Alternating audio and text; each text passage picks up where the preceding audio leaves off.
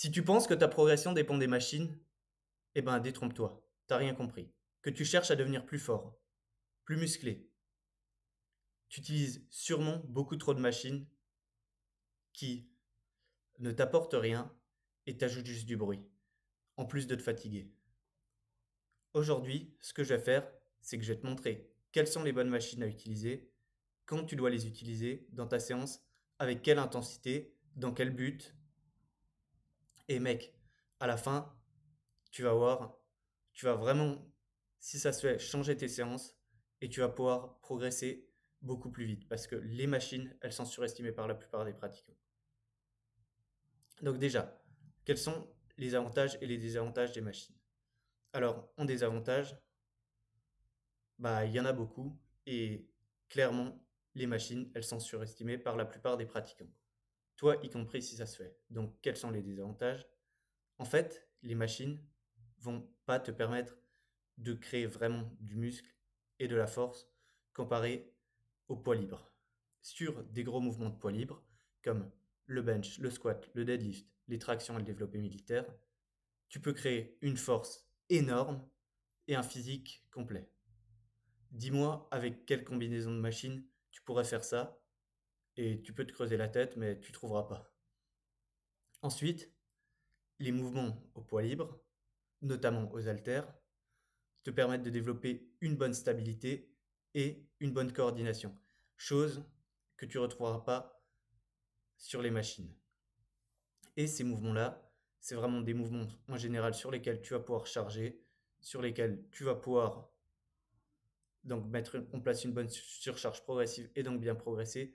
En général, ça va être vraiment de bons mouvements pour l'hypertrophie et pour la force. Maintenant, quels sont les avantages des machines? Les machines, ça te permet d'isoler un point faible ou un muscle et justement de traiter un point faible ou un déséquilibre. Et ça va aussi être utile pour sculpter. Ce que j'entends par sculpter, c'est créer de la définition. Par exemple, si tu fais du legs extension sur des répétitions très élevées, ça va être un des meilleurs exos et ça pourra même pas être concurrencé par les poids libres pour créer de la définition dans le muscle du quadriceps. Mais, mec, ce que j'ai envie de te dire, c'est qu'en fait, la plupart des personnes qui font du legs extension, par exemple, c'est des débutants et en fait, ils essayent de sculpter le quadriceps alors qu'en fait, bah, ouais, mec, genre, travaille d'abord tes quadris, fallait déjà prendre en masse et en force, et ensuite, tu vois, on en reparle. Genre, quand t'as vraiment quelque chose à sculpter et sur lequel tu peux avoir de la définition, bah, viens, vas-y, mais mec, d'abord, vos premiers objectifs, c'est de prendre en masse et en force. Oubliez d'être sculpté. Alors oui, vous pouvez descendre en masse grasse, et je vous conseille toujours d'être bas en masse grasse, mais si vous voulez par exemple avoir l'estriation du quadriceps, bah, ça viendra quand il sera gros. Ça sert à rien de... C'est comme si vous essayez de faire une traction à une main alors que vous n'arrivez pas à faire une traction. Ça sert à rien de vouloir sauter des étapes. Bon, maintenant, ce que je veux vraiment que vous reteniez, c'est que les mouvements de poids de corps ou de poids libre, comme bah, les gros mouvements, c'est ce qui va vraiment créer votre force et votre hypertrophie. Les machines, c'est en général plutôt pour sculpter. Alors, il y a quelques exceptions, comme par exemple le hip thrust, le leg press, qui sont vraiment de super machines. Vous avez aussi la chest press pour le haut du corps et les tirages, surtout le tirage horizontal. Vertical, c'est pas fou, mais tirage horizontal, c'est des exos qui peuvent créer de la masse et de la force. C'est les seuls et ils ont quand même pas le potentiel des exos que j'ai cités avant, au poids libre. Mais ensuite, par contre, il y aura de très bons exos qui vont pouvoir vous permettre de bien terminer vos séances. Donc, par exemple, une fois que vous avez atteint un certain niveau, du legs extension, du leg curl, des pecs au pec deck ou à la poulie, pareil pour les triceps, mais en général, ça va être à peu près tout. Là, j'ai vraiment cité le principal. Alors oui, il y a deux, trois petites variantes aussi qui peuvent se valoir, mais ce que vous devez retenir, c'est que dans votre séance, vous devez avoir d'abord votre exo principal, votre ou vos exos, donc par exemple du bench, du squat, du deadlift ou des tractions. Ensuite, vous devez avoir vos exos secondaires au poids libre. Donc ça peut par exemple être du développé couché aux haltères, du développé militaire aux haltères, puis, et déjà ça sera secondaire. Ensuite, vous aurez à ce moment-là à peu près dans votre séance les machines qui seront vraiment lourdes. Et ces machines lourdes, en général, elles offrent un peu de stabilité, elles permettent d'aller à l'échec. Donc c'est vraiment bien. Donc je parle par exemple là de la presse circulaire pour les pecs. Je parle de machines comme ça. Puis ensuite, vous aurez vraiment les dernières machines qui vont vous servir à isoler. Donc là, sur toutes les machines, ce que vous devez retenir, c'est vous devez avoir un RP8 minimum, vu que si vous ne mettez pas d'intensité, ça ne sert à rien, honnêtement.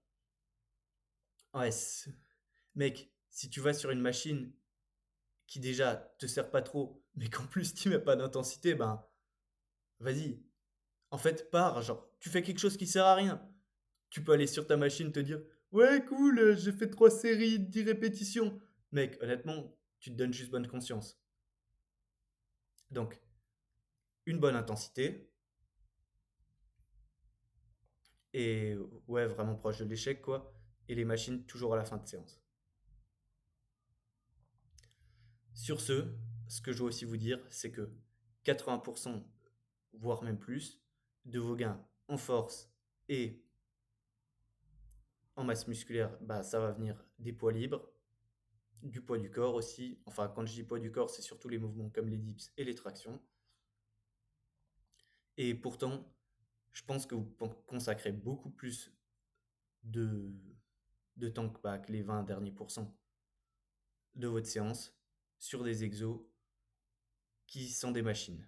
Donc moi, je vous le demande, aujourd'hui, est-ce que tu es prêt à revoir ton entraînement et à diminuer vraiment le temps que tu accordes aux machines? Et crois-moi, mec, je te conseille vraiment de le faire.